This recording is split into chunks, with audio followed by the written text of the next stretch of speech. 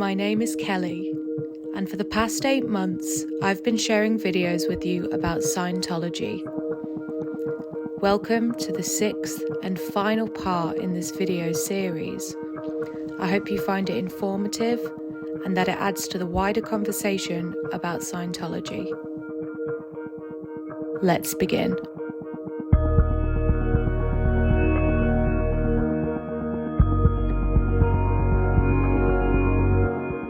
Today, I want to start off by talking about some Scientologists that tragically lost their lives. Starting with the case I first heard about, which is that of Lisa McPherson. The last days of Lisa's life are pretty grim. The following content will contain details that may be upsetting to some viewers.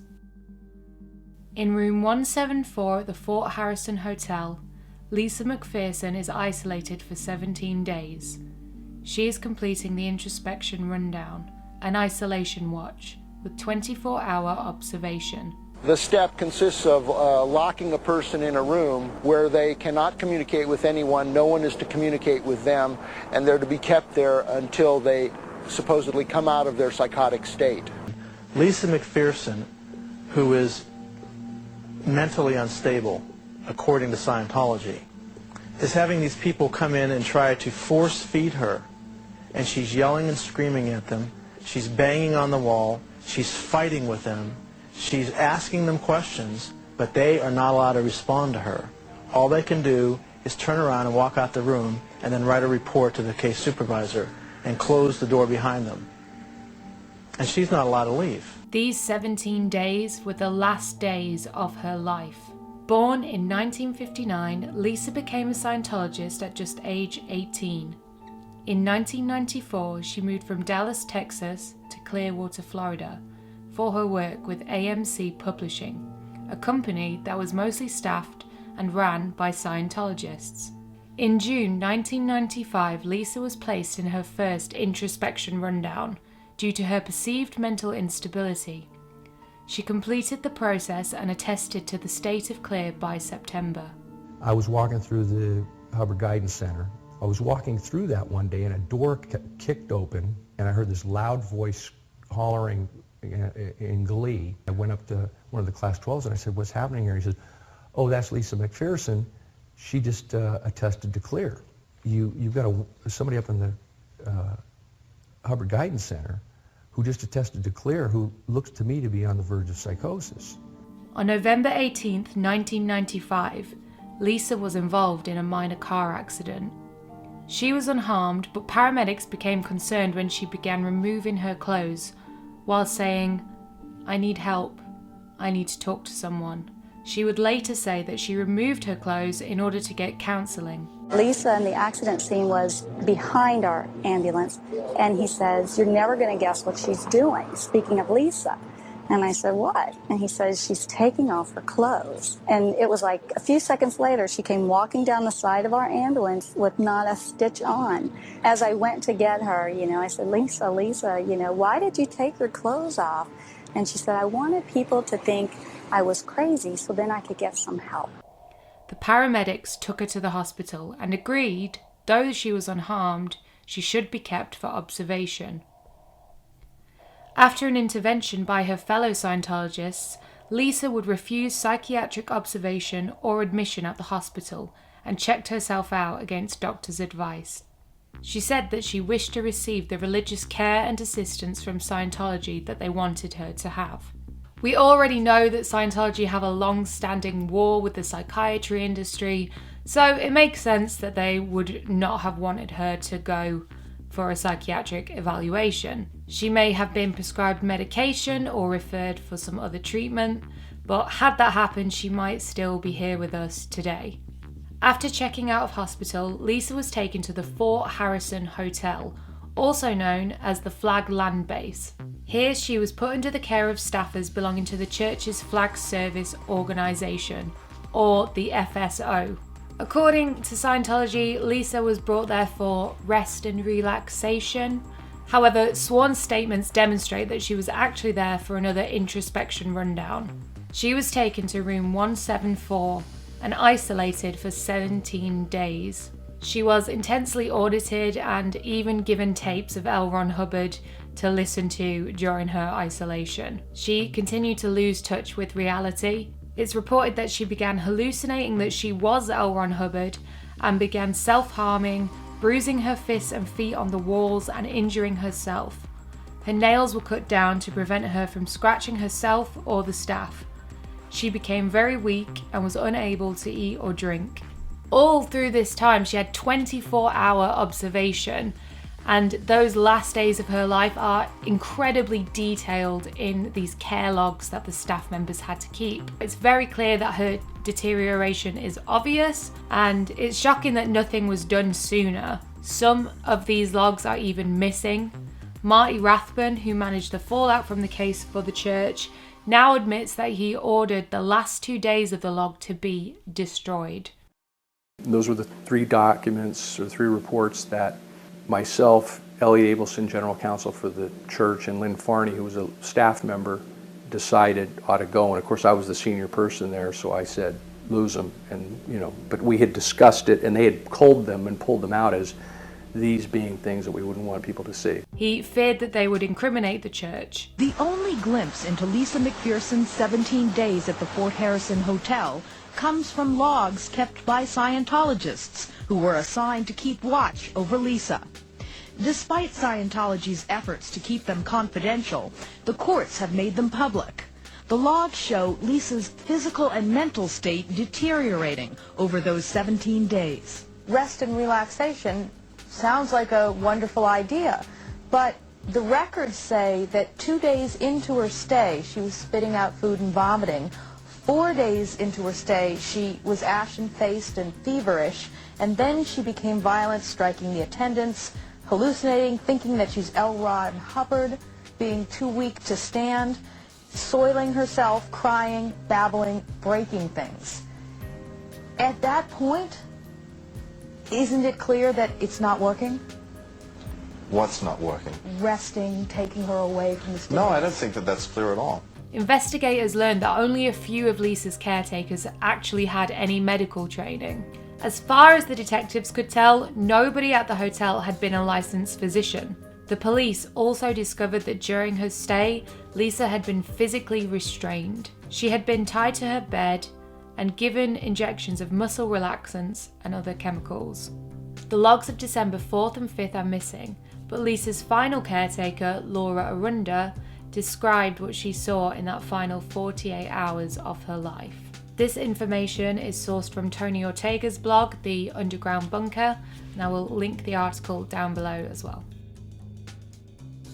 At 5 p.m. on the 5th of December, Laura returned for another shift, and Heather, her other carer, was in the bathroom with Lisa, running the shower whilst Lisa sat in the tub, looking limp and suffering with diarrhea.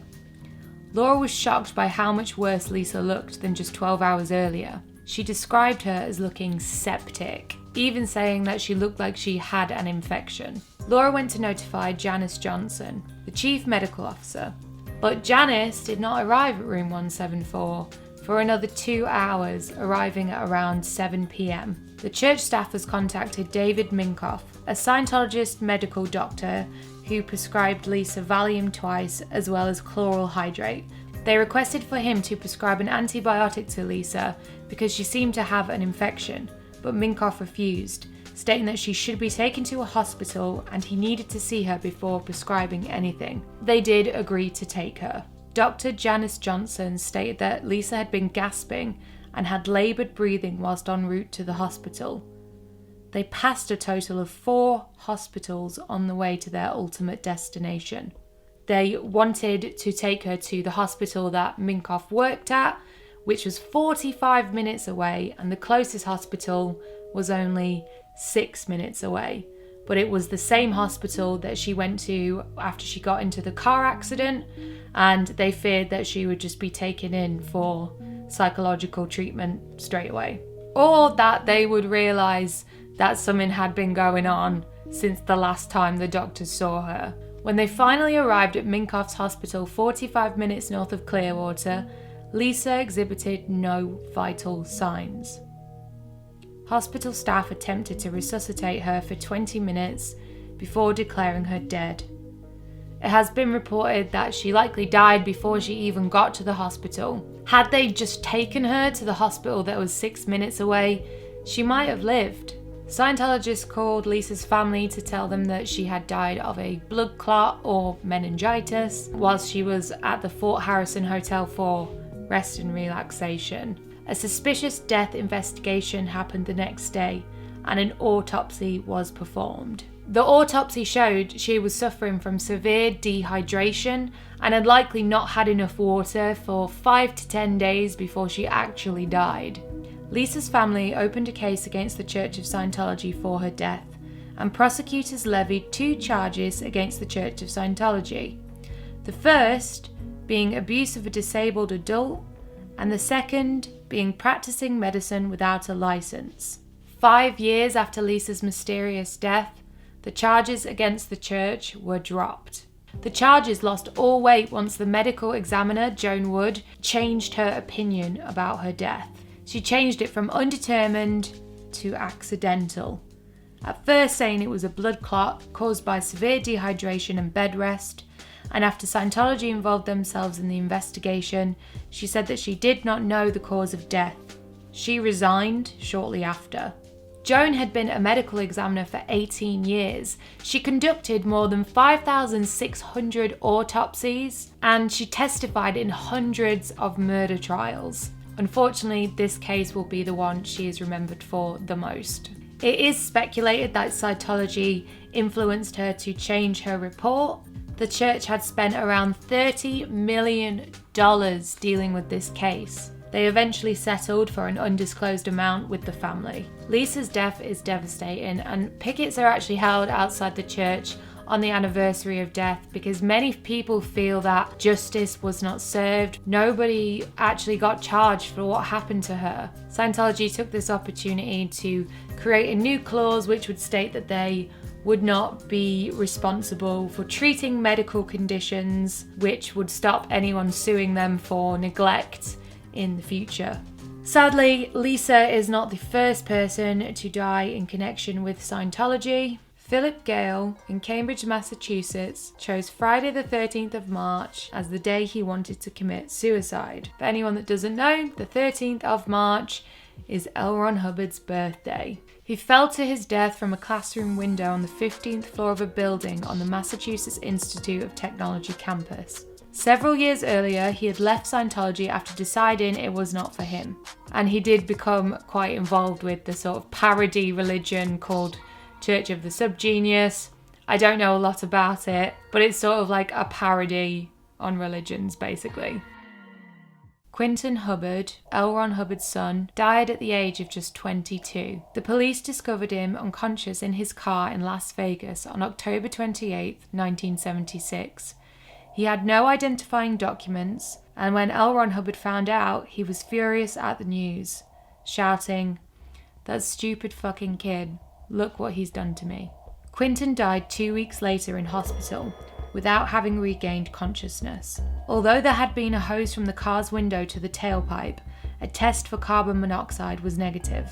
Other Scientologists reported that Quentin was gay, which was seen as an illness within the church. That is just a few of the deaths. There are even more deaths and murders associated with Scientology. I will leave some links in the description below if you want to read about any of those. Now, a question that gets asked frequently in Scientology. Where is Shelly Miscavige? Everybody wants to know, where does she go? She's not been seen since 2005. Where is she? Shelly Miscavige is David Miscavige's wife, and she disappeared from public life in 2005. It was first brought to light by actress and ex-member Leah Remini. Do you believe that Shelly Miscavige is a threat to David? Oh, absolutely. Yeah. Absolutely. She's seen it all. She's been by his side the whole time. She did inquire as to where Shelley was told basically to pipe down because she didn't have the rank to ask such questions. And I had gone to the church and I asked the spokesperson at the time, Tom Davis, where is Shelley? I think it's weird that she's not here. And he said, you don't have the effing rank to be asking about the leader's wife. And I felt that I did have the effing rank to ask where a human being was. After leaving Scientology, Leah was still very concerned about the whereabouts of Shelley, and she actually filed a missing persons report. The LAPD said it was unfounded and she was not missing, though Shelley did still not make any public appearances. There is no evidence that the LAPD actually saw Shelley, and the possibility remains that they did not actually locate her.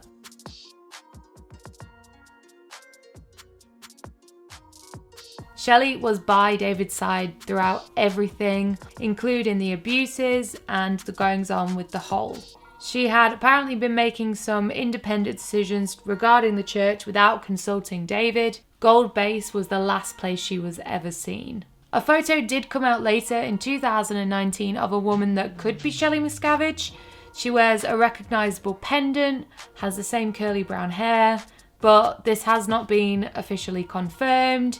In my opinion, just my opinion, I think she's still alive. I think that she has been kept in one of the various secret locations that Scientology has all over the world. And I don't believe she would be able to leave even if she wanted to. She has a lot of insight and a lot of valuable testimony to what actually happened in Scientology. And I imagine she would have been re-indoctrinated quite intensely. She might feel afraid or unable to leave, just as many Scientologists feel when they actually try or think about leaving the church. The fear of a world unknown and having powerful enemies can keep people from ever feeling like they can leave Scientology. I think that the amount of deaths, disconnection and fair game are enough to scare people, and it must be so difficult to be in that situation. I really feel for people who have had their families broken up and their lives destroyed. Most people will never have to go through something like that. Many of you guys have left comments describing your own struggles with Scientology and other groups for a matter of fact as well. You guys have described how it's affected your lives, and I applaud you for speaking up because it's a really hard thing to do. I know it's not easy, and it's really important to raise awareness and make people understand that this is going on. If you are involved in Scientology and you need help getting out or getting on your feet, I recommend having a look into the Aftermath Foundation. The Aftermath Foundation was set up by some ex-members, and they have helped many people get back into the regular world. I will leave some video links of interviews that people have done with people that have used the Aftermath Foundation. If you wanted to support the Aftermath Foundation, you can actually do it for completely free via Amazon Smile. Don't know everything about Amazon Smile, and I am not sponsored by them. Just putting that out there. You can basically choose to support different charities when you're like doing your regular Amazon shopping, and you can select the Aftermath Foundation as one of those charities if you want. It's free to do, and basically a portion of your purchase will go to the Aftermath Foundation to help people leaving cults get back on their feet and into the world. So, is Scientology a cult? I have tried to be really fair whilst making this series.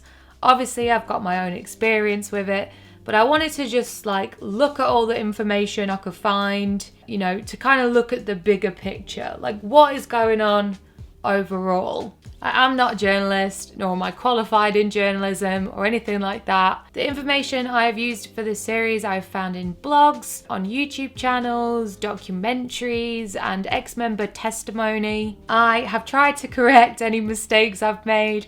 I know I've made a few, and you guys are great at pointing them out to me, so thank you for that. I can only confirm my own story as being true, because it's my own experience. But I will say that I do believe the accounts of ex-members and other people that have spoken out. I don't see why they would have a reason to lie. And I think some of the things they've gone through have been absolutely horrific, and those stories need to be shared. At the time of filming this video, I can confirm that I have not received any fair game action. Nobody's been waiting outside my house. But, if that changes, I will be sure to update you. So I want to end this series with a test. Yes. I went looking for the criteria, the characteristics of what makes the perfect cult. the ingredients per se. And I thought we would go through the list of criteria and see if Scientology measures up to them or if it doesn't. And that should give us a pretty good indication of whether it's a cult or not. This checklist is provided by the ICSA, or the International Cultic Studies Association, formerly known as the American Family Foundation. It's a secular non-profit tax-exempt research centre and educational corporation. Just if you want to know where it's from, I'll also leave a link to it down below.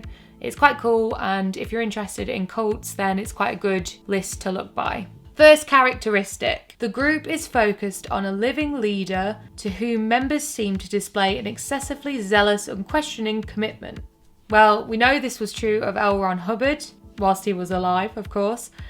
He's still described today as source, like the source of the information. He had devoted members that went out to sea for him. The accounts of ex-members seemed that they wished to please David Miscavige as well, who is the new leader. And in interviews and things like that, they say anything in order to protect him. Mr. Miscavige was not at the property at the time. Do you not have telephones?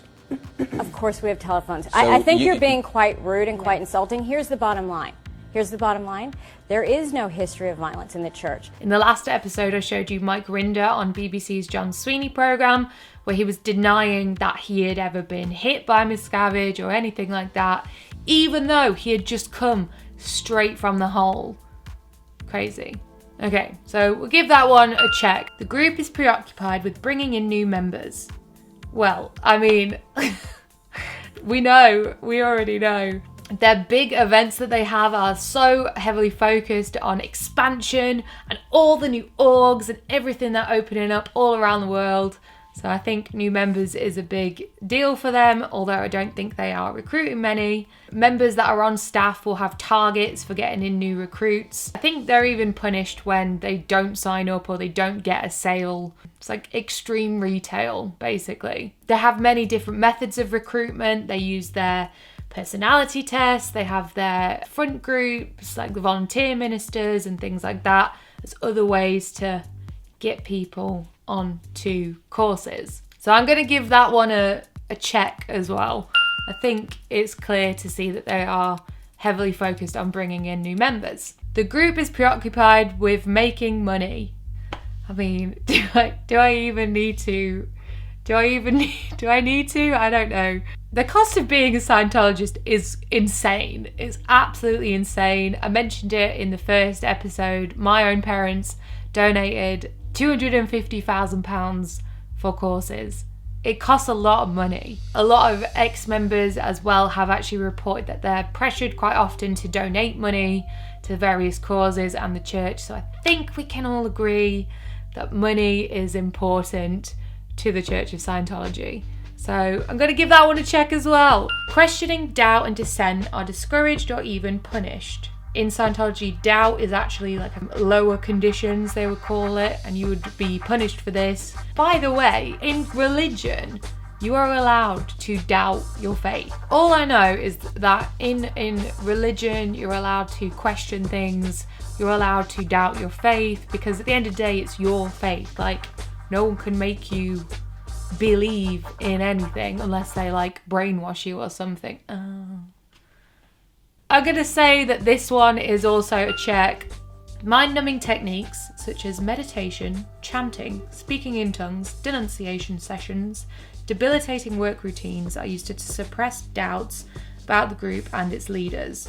Okay, I don't think they do chanting or speaking in tongues, but they do have very long 12-hour auditing sessions where they have a constant flow of electricity going through them whilst they repeat phrases over and over again. They also do things that are kind of regressive to childhood. They make things out of clay. They're told to draw pictures. And they're tasked with a lot of like menial labour as well. So cleaning and things like that, which is a punishment in the RPF and the Sea Org, or if you're just a child. I guess if you're working hard doing physical things all day, you don't have as much time to doubt because you're just tired.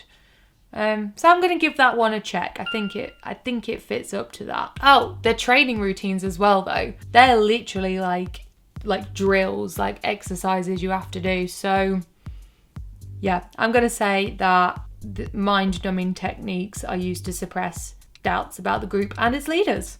The leadership dictates sometimes in great detail how members should think, act and feel. Well, this is definitely true of the Sea Org. Members have to ask permission to get married. They have a uniform, their accommodations provided for. Yeah, I'm going to say that the leadership does dictate how they think and should act, and not to mention it's all of L. Ron Hubbard's policies. The group is elitist, claiming a special exalted status for itself, its leaders and members. For example, the leader is considered the messiah or an avatar. The group and or leaders has a special mission to save humanity. I mean, at their big events, the big Scientology events they have, it's all about clearing the planet and saving humanity. So I'm going to say that's a pretty easy one. They do have a mission to save the planet. The knowledge that you learn in Scientology is presented as very special. Offers you the chance to obtain special powers. And obviously it promises you this complete, total freedom. So I'm going to say, yes, it's elitist. I think that's fair. What else have we got? The group has a polarized us versus them mentality, which causes conflict with the wider society. I mean, there are many people that Scientology don't like. Psychiatry, journalists, ex-members, and SPs. All of those people would be the them. You know, they are seen as a threat to the group. They're gonna harm them in some way. So yeah, I'm gonna say that there's an us versus them mentality. The group's leader is not accountable to any authorities. I think the goal of Scientology is to become the authority, which L. Ron Hubbard like definitely was all over. There was something he said that was like, oh, by the time people want to contest it, they'll be coming to Scientology, who will be the government, to contest it, so it won't matter. That's not the quote, but it's something like that. So I'm guessing the goal is to become in charge. I don't know loads and loads about the politics of it, but I do know they're buying out lots of property in Clearwater. A really good person to check out if you're interested in the sort of politics of it all. Aaron Smith-Levin, I'll link his channel below. Pretty sure he's running for like city council or something, so he knows loads about the sort of politics with Scientology in Clearwater. Yeah, I'll link that below if you want to see it. Okay, the group teaches or implies that its supposedly exalted ends justify means that members would have considered unethical before joining the group. Well, I bet there are lots of members that would not have disconnected from their family had it not been for Scientology, and they do tend to believe that that's for the best when they're in that. I think many of them wouldn't accept witnessing sort of physical abuse, you know, and being a bystander or even a participant. I don't think people would be harassing ex-members. So I'm going to give it a maybe yes. The leadership induces guilt feelings in members in order to control them. If you have any doubts or issues, then there is something wrong with you. Any doubt you have in Scientology is because of like bad things you have done. That hits that like nail on the head. It's like the ultimate Uno reverse. You say, well, I don't agree with this, and they go, well, what bad thing did you do then? Yep, I'm going to say that one is bang on, definitely. Members' subservience to the group causes them to cut ties with family and friends and to give up personal goals and activities that were of interest before joining the group. Well, from my own experience, I can tell you that when my family was in Scientology, they didn't have any friends that were not in Scientology, like no non-Scientology friends. I mentioned in part 1, my dad joined Scientology to help him with a cycling injury. And after joining Scientology, actually stopped cycling. So I'm going to give it a yes. Members are expected to devote an inordinate amount of time to the group. Well, as you get higher up the levels, they do require more time. OT7, for instance, could take up to 20 years to complete. Scientologists can get pressured into, if they haven't been in a session, they'll be like having people ringing them up going, you should come in session, get back on course, all of that jazz. Which could just be encouragement, but I don't think so. The Sea Org, of course, live and breathe Scientology. They work all day. They barely have any time off. They get very little pay. So I would say that requires a lot of their time. Members are encouraged or required to live and socialise only with other group members. This is true of the Sea Org. They live in accommodation provided for them by Scientology, so they are not allowed to have friends that are not Scientologists. We'll give that one a yep. By ways of this checklist, I personally believe that Scientology does fit the criteria of a cult. There, I said it. But I'm not a cult diagnoser. I don't diagnose cults professionally or anything. It is just my opinion. So, take that for what it is. There are independent Scientologists that believe in the teachings 100%. As I've said before, I'm not here to debate an issue of faith. You are able to choose to believe in whatever you want, and that's absolutely fine. That brings us to the end of this series, and I'm not going to lie to you, I'm quite glad that we are here. It's been really hard to read about Scientology, to talk about Scientology, to be watching things about Scientology. I found it quite disturbing, quite sad, and hearing all of these people who've had their families destroyed or, they've lost somebody. It's just really sad. I hope that something can be done to change it.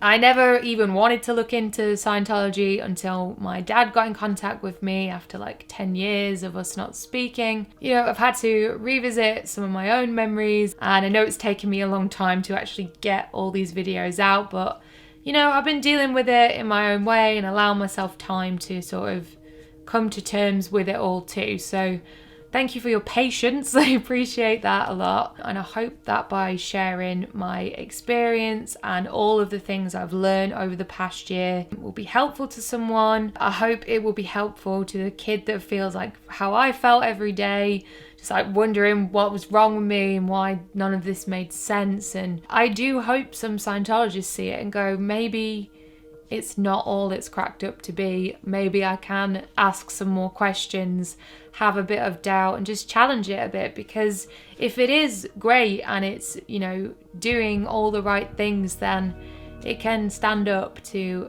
a little question here and there, you know what I mean? And if you're a Scientologist and you're watching this and you hate me, then, that's okay. I understand that too. No worries. I am not a Scientology channel. I made this channel so that I could express myself creatively. I did it through lockdown. But, I'm going to continue doing that because it truly makes me happy, and I've missed just making things that are fun. Finally, thank you to you for listening to my story, for coming back and supporting the series. I really appreciate the support. And I really enjoy reading your comments and things like that. I hope it has been informative. I hope it adds to the wider conversation about Scientology. I will be back soon with some brand new content, so I hope that I will see some of you there and you stick around for the in-flight entertainment.